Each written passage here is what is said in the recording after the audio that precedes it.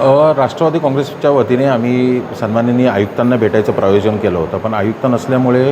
त्यांचं कुठल्यातरी पूर्वनियोजित कार्यक्रम होता, त्यामुळे आम्ही अतिरिक्त आयुक्त गोडसे साहेबांना भेटलो आणि त्यांना आम्ही एक निवेदन दिलं का स्वातंत्र्यदिनी लोकांच्या व्यक्ती स्वातंत्र्यावर तुम्ही गाला घालू नाही. जे मटणबंदीचा आपण जो निर्णय घेतला आहे तो जो संविधानामध्ये एक निर्णय आहे ज्याच्यामध्ये fundamental rights of Indian citizen म्हणून आहे, त्याचं उल्लंघन होईल आणि त्या गोष्टीला तुम्ही मान देऊन त्या गोष्टीकडं तुम्ही ही बंदी उठवण्यात यावी म्हणून आम्ही एक निवेदन दिलं आणि विनंती केलेली आहे.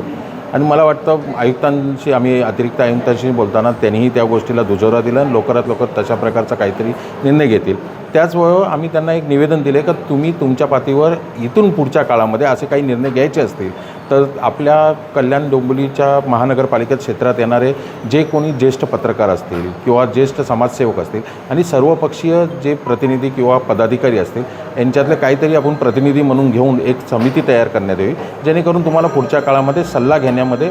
त्यांचा सल्ल्याचा तुम्हाला चांगला उपयोग होईल आणि चांगले काम करू शकाल.